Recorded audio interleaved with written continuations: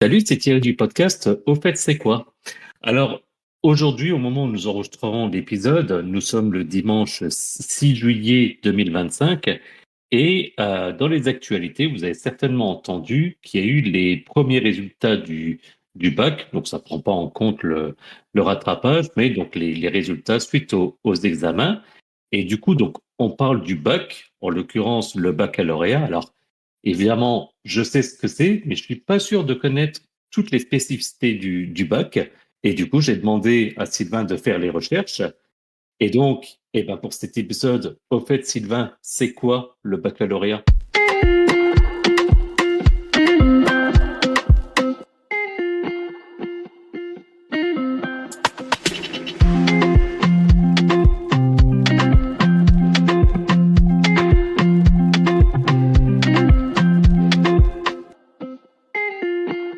Salut à tous, c'est Sylvain du podcast Au fait, c'est quoi? Eh ben, écoute Thierry, on va parler du baccalauréat, ou plus communément souvent appelé bac. Déjà, Thierry, est-ce que tu sais à quand remonte le bac? Alors, pas tel qu'il est à l'heure actuelle, mais on va dire les origines du bac. Pour moi, je te dirais, on parle du bac, donc on parle du lycée, donc pour moi, potentiellement, tout serait lié, et je dirais début du 19e siècle avec la période Napoléon. Alors, tu en es très très loin parce que les origines du bac, on les trouve au Moyen Âge. Alors déjà, je vais t'expliquer ce que voulait dire baccalauréat parce que c'est issu de l'altération de l'ancien français bachelier qui lui-même dérive du latin médiéval baccalarius. Donc baccalarius, ça signifie petit propriétaire d'une baccalaria. En gros, c'est un petit propriétaire de vaches. Pourquoi c'est devenu ça après, mais en tout cas, voilà, l'étymologie est totalement différente du sens qu'il en a aujourd'hui. Et donc le mot va ensuite évoluer au fil des siècles pour représenter le bac tel que nous le connaissons aujourd'hui. D'accord. Bon, ben là, clairement, donc déjà, mon bac d'histoire, je l'ai pas, et mon bac d'origine, j'ai encore moins. Donc déjà, j'ai appris ça, c'est cool. Euh, pour autant, quand je regarde notre conducteur, je vois que pour autant, le baccalauréat, on va dire moderne, en arrive en 1808, et quand je regarde le conducteur, je vois quand même le nom de Napoléon Ier. Donc apparemment, j'avais quand même pas tout à fait tort. Exactement. Alors, ce qu'il faut savoir, c'est que le terme et le bac, on va dire les origines, ça a commencé à l'Université de Paris au XIIIe siècle et ça désignait un grade intermédiaire vers la maîtrise des arts ou les doctorats en droit. Donc, ça s'est ensuite répandu vers les autres universités de France, d'Angleterre et on va dire que pendant plusieurs siècles, ça a effectivement évolué sous ce biais-là. Donc, ça désignait un grade universitaire inférieur souvent obtenu après un certain nombre d'années d'études et précédant une licence. Et donc c'était en gros, si tu veux, un peu l'équivalent d'un certificat d'études, comme ont pu le connaître nos parents ou nos grands-parents, et qui ouvrait à la porte à l'enseignement supérieur. Mais le vrai, effectivement, bac, on va dire la naissance du baccalauréat moderne, tu as totalement raison, c'est Napoléon Ier, le 17 Ah, mars 1808. d'accord. Alors, qu'est-ce qu'il a fait, Napoléon? Il s'est dit, je vais, par un décret, instaurer un baccalauréat tel qu'on le connaît, on va dire, dans les grandes lignes à l'heure actuelle. Ça devient un examen d'État, donc qui n'est plus lié à une seule université, tu sais, université ou par université, tel que c'était le cas auparavant, délivré par Mhm. l'université impériale, nous étions sous un empire, hein, et qui marque la fin des études C'est secondaires. bon. Et ça donne, comme c'était le cas déjà auparavant, accès aux études supérieures. À l'époque, il faut quand même se le dire, il est principalement réservé à une élite masculine et les épreuves, elles sont essentiellement orales, centrées sur les humanités, latin, grec, philosophie. Et la première année, Thierry, est-ce que tu as une idée à peu près du nombre de bacheliers qu'il y a pu y avoir? Alors, on en a parlé un petit peu tous les deux avant l'émission. Je sais que je me suis lamentablement planté. Euh, Comme ça, j'aurais dit quelques milliers, mais je sais que j'en suis loin. Ouais, effectivement, on est donc le baccalauréat créé en 1808, première édition 1809, le temps de tout mettre en place.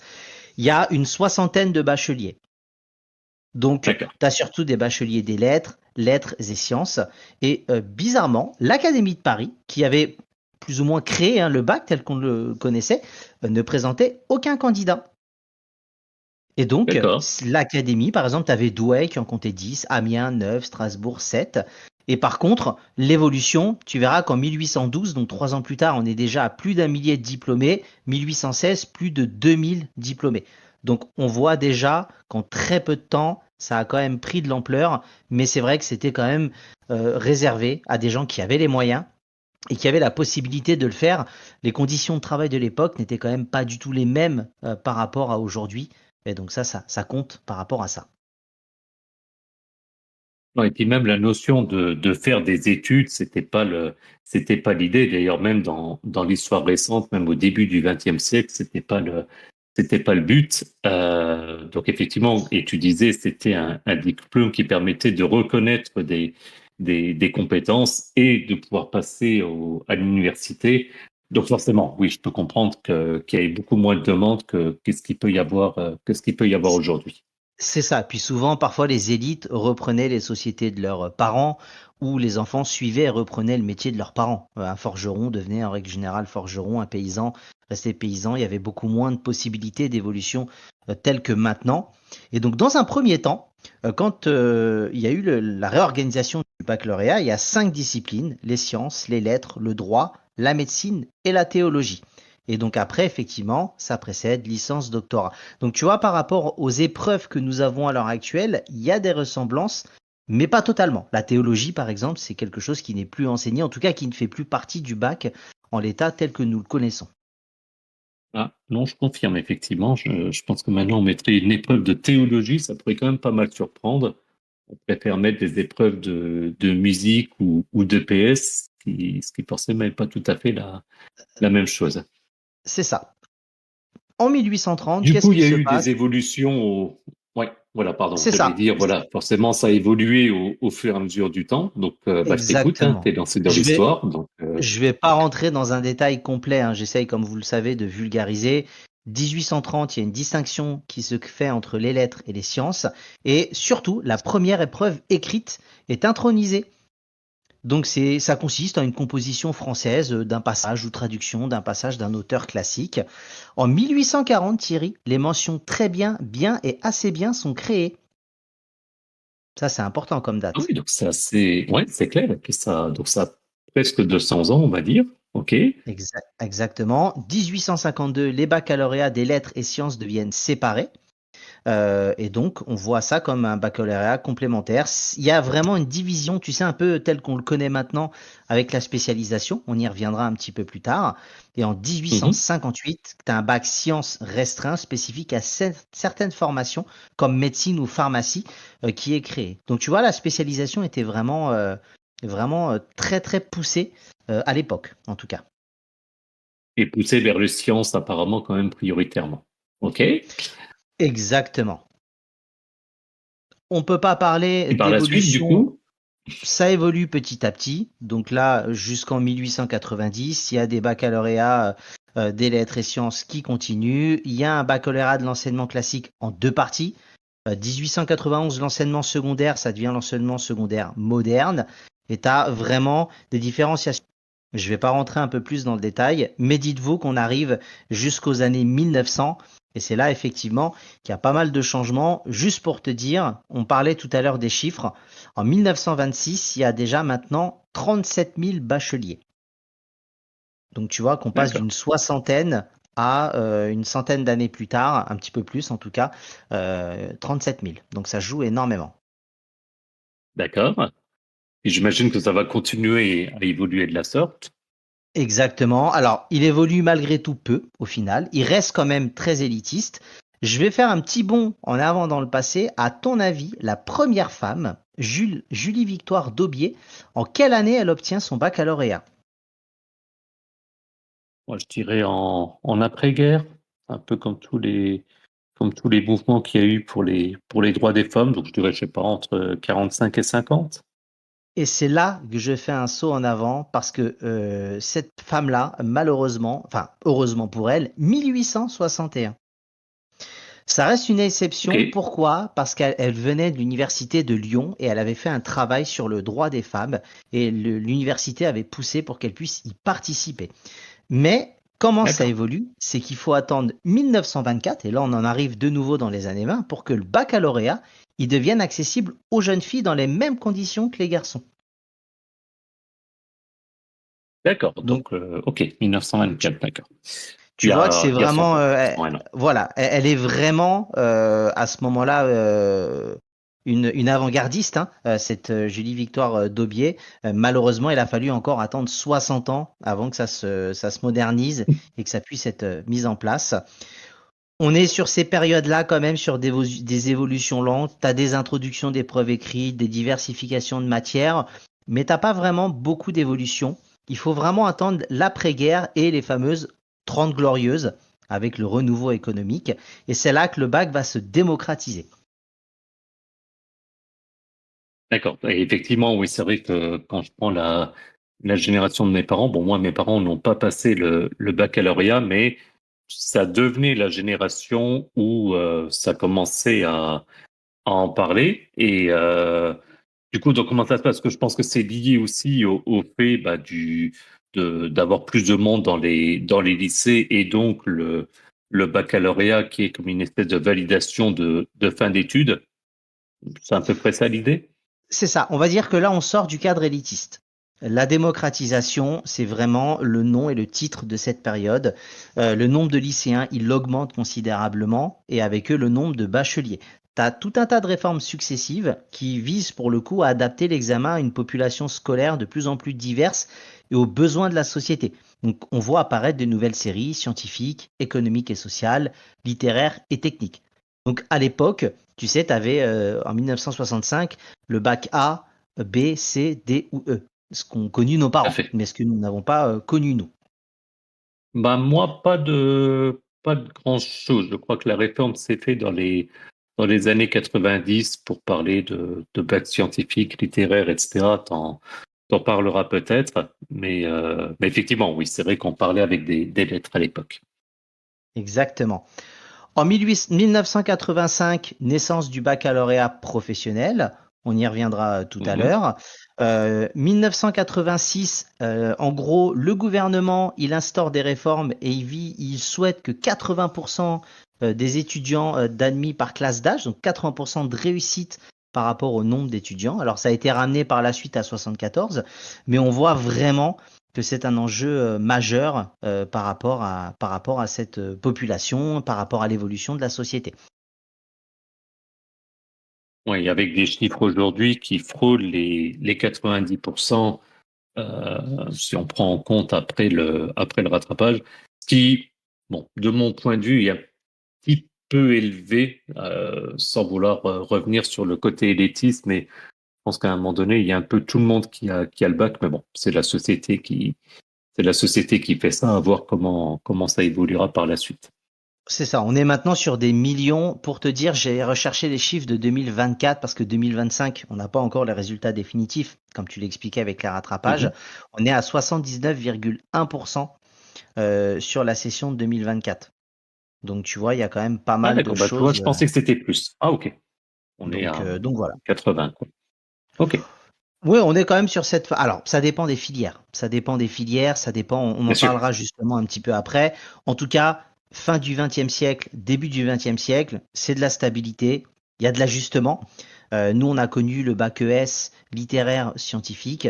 Il y a des nouvelles spécialisations qui arrivent et c'est vraiment maintenant un rite de passage pour des millions de joueurs, de jeunes, pardon. Ils ont tenté, pour le coup, de moderniser, hein. Il y a eu une réforme en 2021 qui a permis justement, à l'initiative du ministre Jean-Michel Blanquer, de pouvoir un peu spécialiser le bac encore plus que ce que nous avons. C'est-à-dire que les anciennes filières, L, ES ou S, disparaissent et le contrôle continu compterait pour 40% de la note finale. Il faut se dire que derrière, il y a quand même le Covid qui est passé par là et qui a quand même joué énormément sur ces évolutions-là aussi.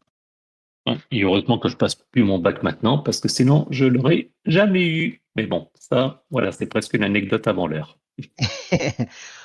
Voilà pour la partie historique. J'ai pris un petit peu de temps, mais il y avait quand même beaucoup de choses à dire. J'espère que j'ai été quand même relativement clair. N'hésitez pas à nous le préciser hein, si vous avez besoin d'autres infos. On va parler du baccalauréat au présent, Thierry. Est-ce que tu sais un petit peu comment ça Mhm. fonctionne depuis que ça a changé par rapport à notre génération? Ouais, tu parles par rapport à la réforme Blanquer, du coup, donc comme ça se passe aujourd'hui au moment où on enregistre C'est ça. l'épisode, c'est ça? C'est ça, Donc, exactement. donc oui, c'est un contrôle continu sur. J'ai un doute si la seconde est incluse d'ailleurs. Ça me pose un doute, mais je crois que c'est sur première et terminale. Donc, comme tu disais, avec un Première et certain terminale, pourcentage. ouais. C'est ça, Voilà. exactement. Et finalement, hein, d'une certaine manière, si on doit faire un amalgame, un peu comme le brevet des collèges en quatrième et troisième, où c'est sur un contrôle continu et puis une épreuve finale, là c'est la même chose avec, en comparaison, une part un peu plus importante aussi pour la partie orale. C'est ça. En gros, il y a trois grandes spécialités, humanité, littérature, philosophie. Ça, c'est une première. Tu as mathématiques, sciences, technologies. Tu as histoire, géographie, Mhm, géopolitique. Choisies par l'élève en première, comme tu l'expliquais, et conservées pour deux d'entre elles en terminale. Donc, les épreuves comportent une épreuve commune de contrôle continu. Donc, on l'a mhm, vu, 40% de la note. Mise en place avec la réforme de 2019. Et elle concerne les matières enseignées en première et en terminale et sont réparties sur l'année. Ensuite, tu as les épreuves finales, telles qu'on l'a connu nous, il fallait être prêt le jour J. Épreuve anticipée de français écrit et oral passée en fin de première, ça n'a pas changé. Épreuve de mhm. spécialité, donc tu as deux épreuves écrites passées en terminale portant sur les deux spécialités choisies par l'élève. La toute première épreuve, Thierry, on le sait à chaque fois, celle qui inaugure le baccalauréat. Est-ce que tu sais laquelle c'est? Est-ce que tu t'en souviens? Bah oui, forcément, c'est la fameuse épreuve de philo avec dans les actualités des sujets qui sont amenés et qui font toujours débattre à des fois me se dire, mais est-ce que je comprends le sujet? Sachant que la philo de mémoire, tu as euh, soit une dissertation sur un sujet, soit une explication de texte. Et je crois qu'il y a une troisième épreuve, mais je l'ai plus en tête. Oui, tu as de la thèse, antithèse, synthèse, tu as voilà, différentes choses. En tout cas, c'est Mhm. l'épreuve écrite qui est commune à toutes les spécialités, la philosophie, et c'est pour ça que c'est la Oui, première. Et ensuite, tu as le grand oral que nous n'avons pas eu, qui est une nouvelle épreuve orale introduite avec la réforme où l'élève présente un projet lié à ses spécialités et à son orientation. Ça, c'est pour la partie générale. Ensuite, tu as la d'accord. baccalauréat technologique qui prépare à des études supérieures courtes, BTS, DUT, dans des domaines spécifiques ou tertiaires. Il y a beaucoup de choses, hein, en tout cas. Et les épreuves sont adaptées aux spécificités de chaque série avec une forte composante technologique. Alors, ça prépare à des études supérieures courtes, oui et non. C'est-à-dire que derrière, ça te prépare à un BTS, mais tu peux bien évidemment aller plus loin derrière sans aucun problème. Et tu as le Et baccalauréat. inversement d'ailleurs. Exactement. Le Interromps, mais j'allais baccalauréat. dire et inversement parce que c'est mon cas. J'ai passé en l'occurrence un bac scientifique à l'époque un bac S pour ensuite faire un DUT et une licence professionnelle. Bon, peu importe, c'est plus le sujet. Donc c'est un peu dans tous les sens et en particulier ça permet ben, le bac en général on le passe à s'il n'y a pas eu de redoublement ou d'avance on le passe en général à 18 ans. Donc ça permet aussi de pas acter l'ensemble des études dès 18 ans, mais de laisser encore une marge pour dire il y a au moins un domaine dans lequel on veut s'orienter, comme tu sais, l'économie, le littéraire, le scientifique pour faire simple, et puis après pouvoir se spécialiser par la suite. Exactement. De toute façon, c'est peut-être aussi pour ça qu'ils veulent spécialiser à fond pour éviter, tu sais, les voies. Moi, je sais que par exemple, si tu savais pas trop quoi faire, t'allais en ES, économique et social, et puis ça t'ouvrait un large panel. Donc, c'était vraiment le fait peut-être d'éviter que des gens se lancent dans ces spécialités ou dans des domaines d'études pour lesquels, au final, ça débouche sur rien.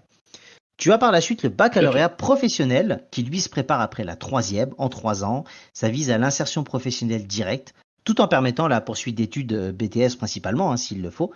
Et les épreuves, elles Mhm. combinent évaluation en milieu professionnel, donc là avec vraiment une partie métier pur, épreuve écrite et orale. Le taux de réussite au baccalauréat, pour le coup, est élevé, on l'a dit. Alors là, c'était 79, mais on va dire qu'il y a même des années où ça était jusqu'à près de 90%, toutes voies confondues. En tout cas, quoi qu'il arrive, c'est un passeport essentiel pour l'enseignement supérieur. même si les modalités d'admission ont évolué avec la plateforme Parcoursup. Je sais que parfois tu avais certaines spécialités en fac qui étaient accessibles même si tu n'avais pas le bac, mais je rentrerai pas dans le détail. Oui, et juste pour dire que contrairement aux idées reçues, même si effectivement on s'est vu, et tu l'expliquais d'ailleurs, c'était le but du bac au départ, pour comme une espèce de porte d'entrée pour les universités ou les DUT, les BTS, etc. Mais il y a également certains métiers où il faut avoir le bac pour pouvoir du coup y accéder. Donc c'est pas juste une ouverture de porte, ça peut être une obligation dans des cas très spécifiques, mais ça existe. C'est ça, exactement. De toute façon, moi je dirais aux jeunes, si vous avez la possibilité, faites-le, faites surtout ce que vous voulez et ce qui vous plaît. Et derrière, vous aurez les capacités pour aller plus loin. En tout cas, là, on a parlé du présent. On va parler des tendances et réflexions qui peuvent dessiner le futur du bac, Thierry. Donc, une poursuite des ajustements de la réforme de 2019. Hein. Il est probable que des ajustements et des optimisations continuent d'être apportés pour affiner le fonctionnement et corriger d'éventuelles inégalités. Hein. On sait qu'une grosse réforme qui vient d'être mise en place, ça prend quelques années avant d'être au top. Lien avec Parcoursup et orientation. Parcoursup, on entend malheureusement souvent parler et de manière négative, c'est pas tout le temps simple. Bah, une évolution effectivement entre Parcoursup et l'orientation. Les notes de contrôle continu sont prises en compte dans le dossier Parcoursup et il est possible que ce lien se renforce encore avec une plus grande valorisation des parcours et des compétences acquises tout au long du lycée.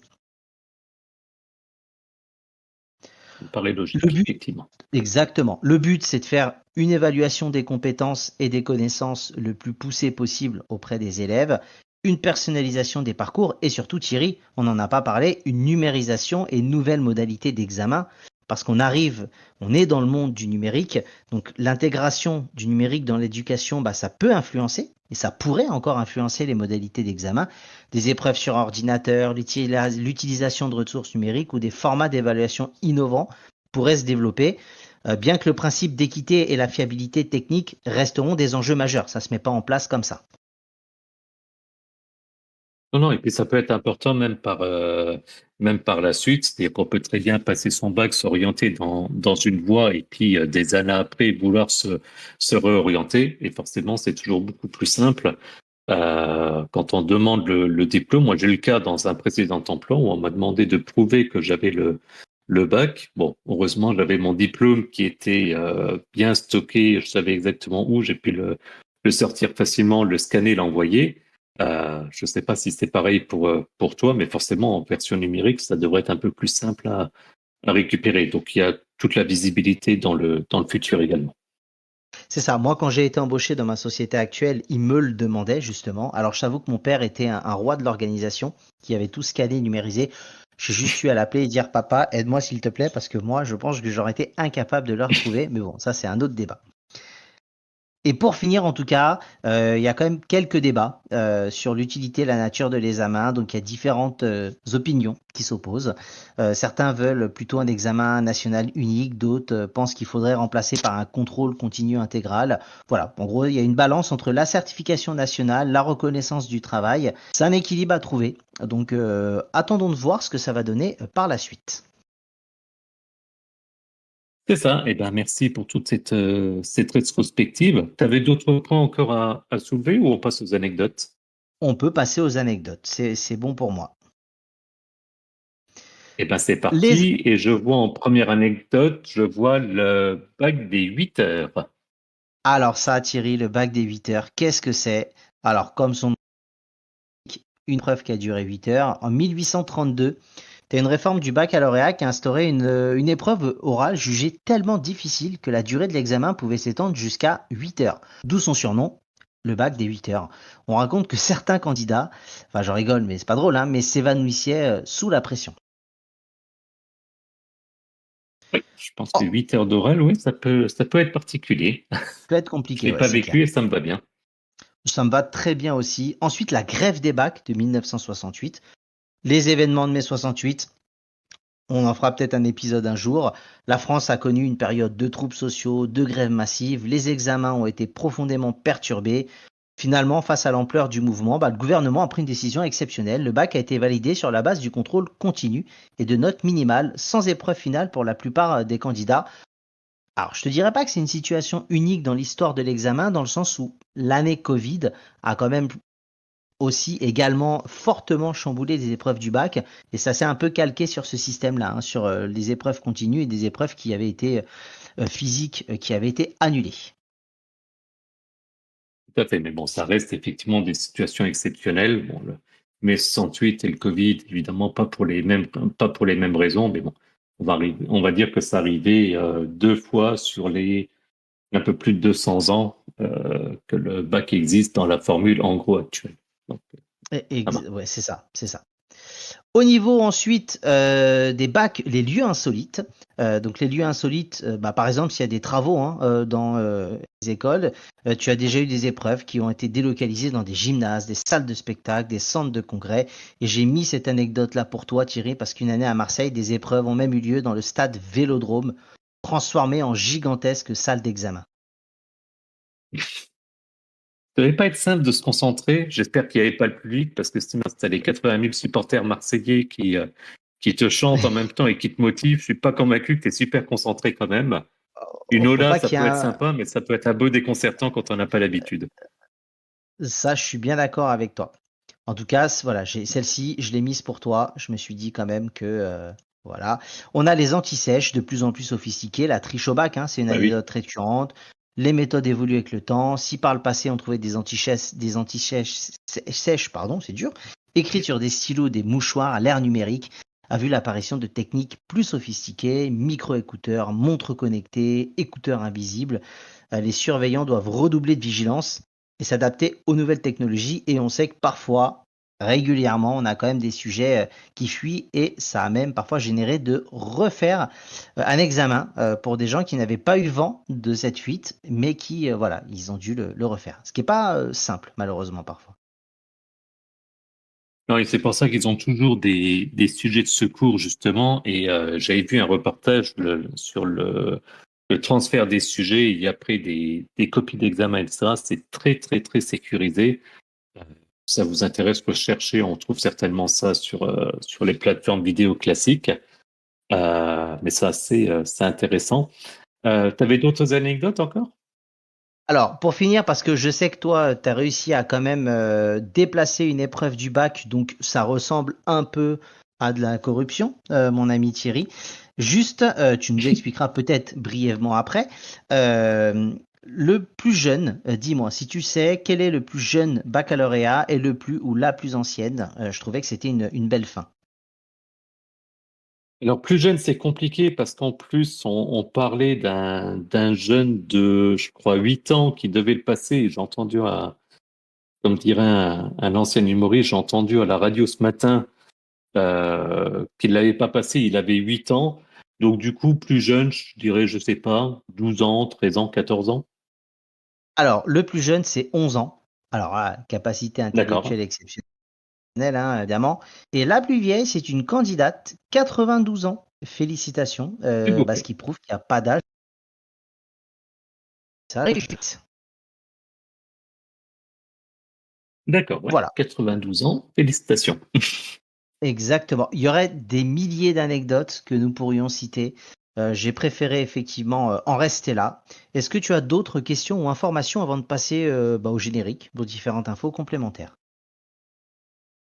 Non, bah juste très rapidement, comme tu en parlais, comme c'est une anecdote perso, tu parlais du stade Vélodrome. Moi, j'ai passé mon bac, en l'occurrence, en 1998, donc l'année de la Coupe du Monde en France. Et il s'avère que mon père avait obtenu des tickets pour le match d'ouverture Brésil-Écosse le 10 juin 98, jour d'une épreuve de bac, en l'occurrence une épreuve d'option, épreuve LV2. Et effectivement, j'ai été voir le proviseur de mon lycée pour lui demander de décaler l'épreuve. Au départ, il n'était pas tout à fait d'accord et je me souviens, il me dit, vous n'avez rien d'autre à faire que de passer le bac.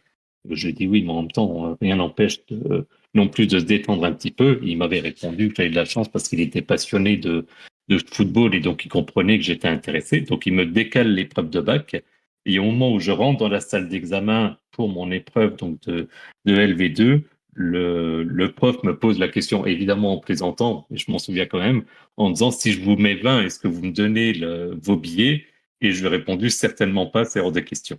Et puis donc on a fait l'épreuve orale sur une ambiance, ma foi, plutôt détendue. Bon, ben écoute, top en tout cas. Moi, je pense que c'était la meilleure des anecdotes avant de passer au générique.